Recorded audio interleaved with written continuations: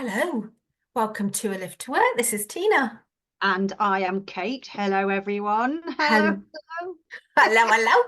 We today would like to talk to you about the unconscious mind, sometimes known as the subconscious mind. So, yeah, we thought we'd have a little chat about that today. And the mode of transportation, what do we reckon? Well, I think, how about a slide? Nice, because It's we're got to be delving a in a bit really deep. long one. Yeah, yeah, I like that. So everyone hop on the slide. You can imagine it as one of those ones that go on forever. Yeah. Mats are optional.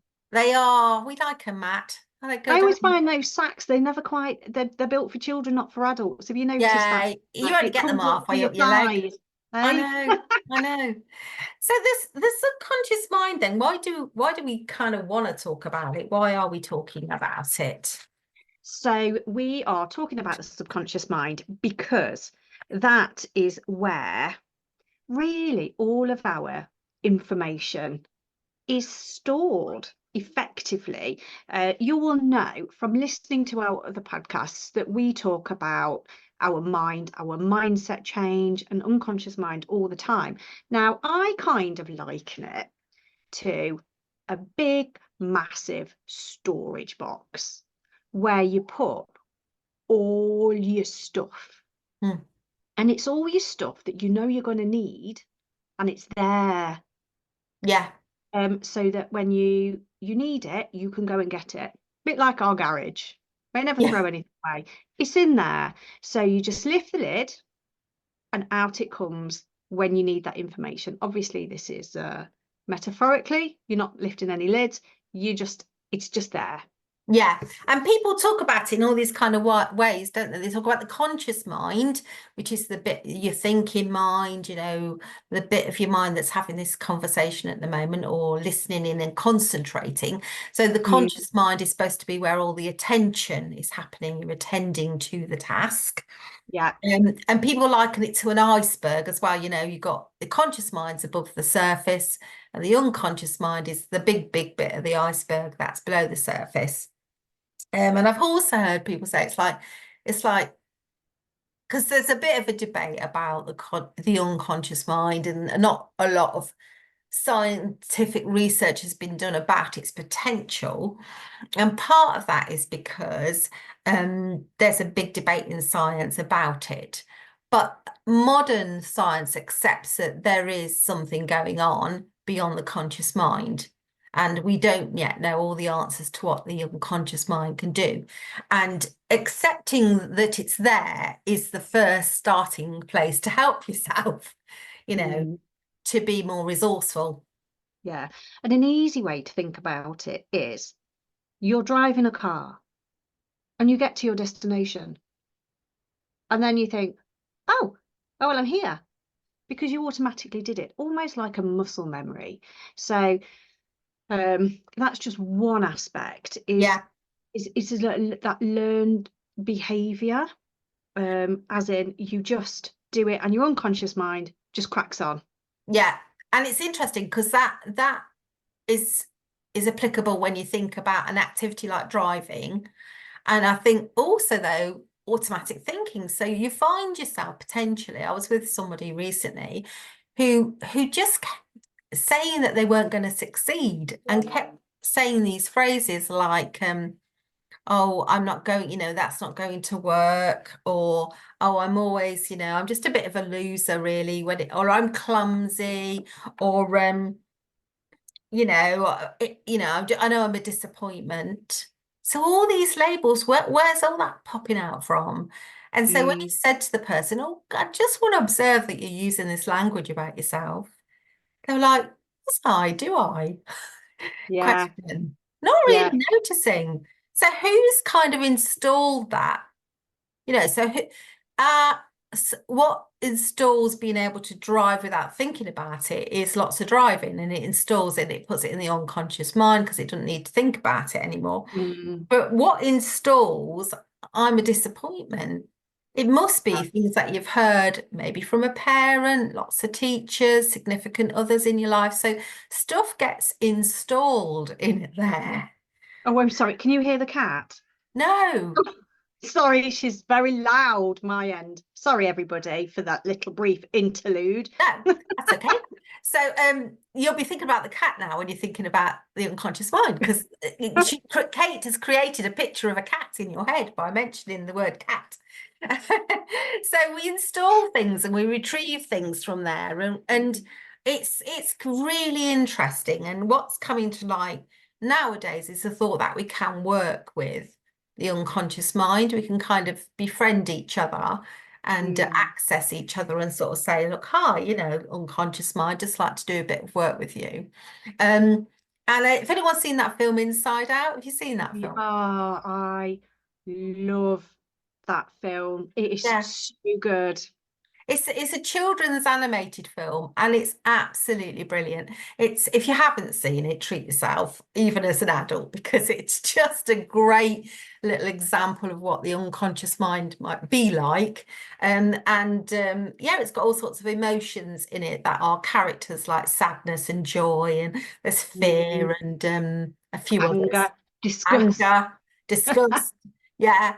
And they're all in there doing their thing and sort of arguing with each other, and it's affecting the behaviour of the characters in the film. Won't Mm. spoil it for you, but it's brilliant.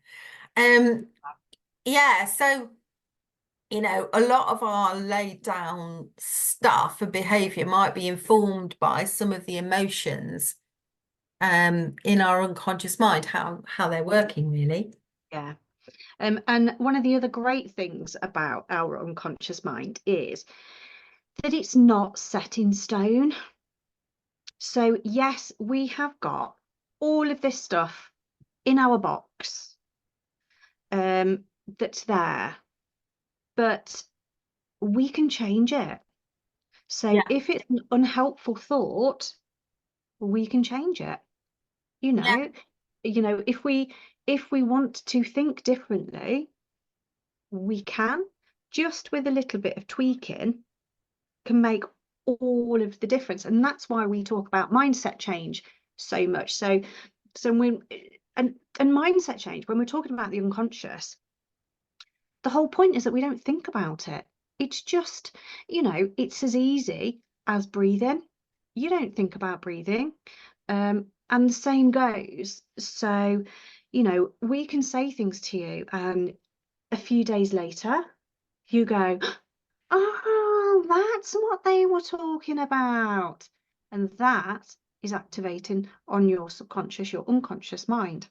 yeah, How amazing. And it's just such a simple process, yeah. which is why I think everybody should know about it.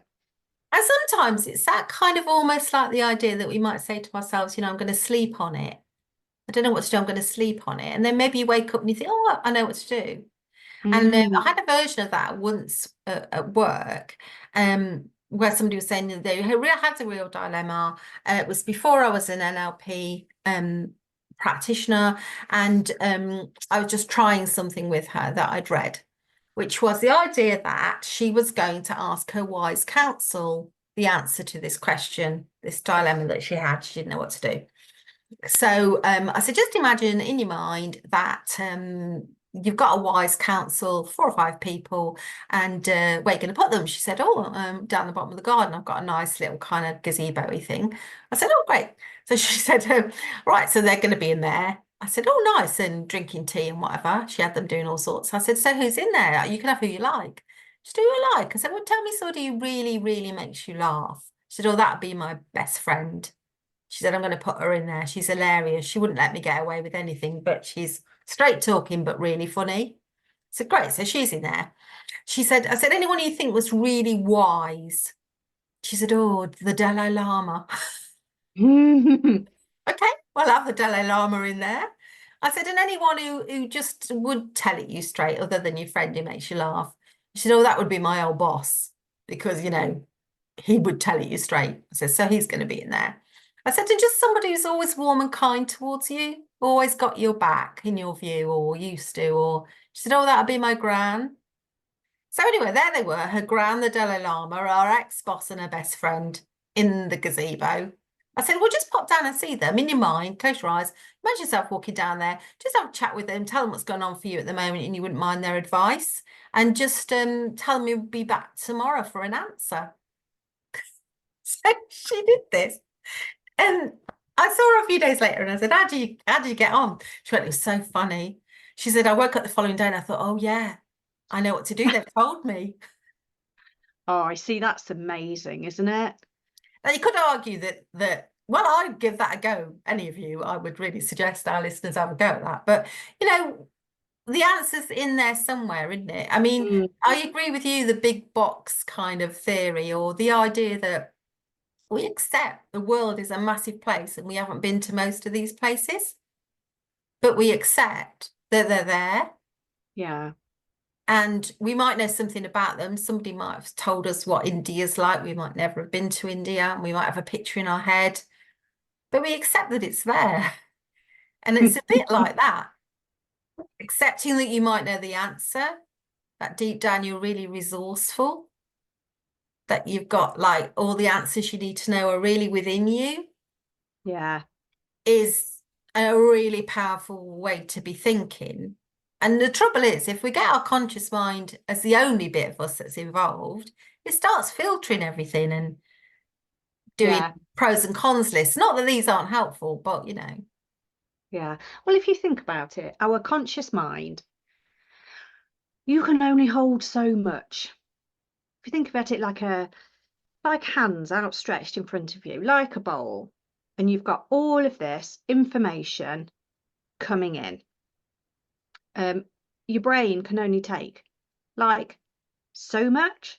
So everything that it can't hold or doesn't think is important, it's going to get rid of, but it doesn't get rid of it.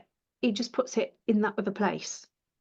yeah. So we do have that information. It might take a little bit of retrieving, like, um, cartoons when you're a kid. And you go, oh, do you remember the theme tune too? And then instantly, boom, you start singing it, and then you sing it for the rest of the day. So apologies in advance. I Yeah. am going to be humming Poddington Peas to myself. But you get the idea, don't you? Yeah. And it's the same for so many things like your attitudes, Mm, eating habits, behaviors, feelings, things that we repress um, underneath the surface. mm. And habits that we've developed, they're just programmed in there like a barcode. Another way to think of it is lots of our habits and everything is a little barcode that our unconscious mind has the whole barcode. It understands what every little line on the barcode means, and it just goes, do that. Now, do Mm, that could be sit around more than you want to because you're not very motivated. So you just need to change the barcode to mean actually be more active. And some of these things are the sort of work that Kate and I do on a one-to-one coaching with people. And that might be incredibly useful for anyone who has specific things that they want to work on.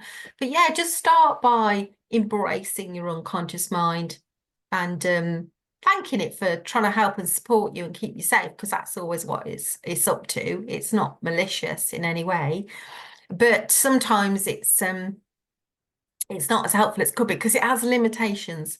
So it doesn't understand the negative. So if you said to it, don't be scared of public speaking, it would hear be scared of public mm. speaking because it doesn't do the don't. So you need, bless it, hasn't been to school in that way. But what it does do is if you say, be confident when public speaking, now it'll work on that for you. Yeah, and I always say, instead of, oh, don't forget to remember to. Perfection. Your brain remembers the remember. Yes, really good.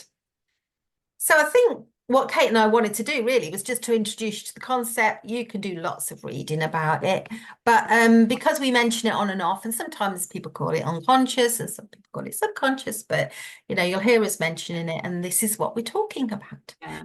So there are, we have kind of, and if you know the subject well, you will know that the unconscious and subconscious are two separate entities.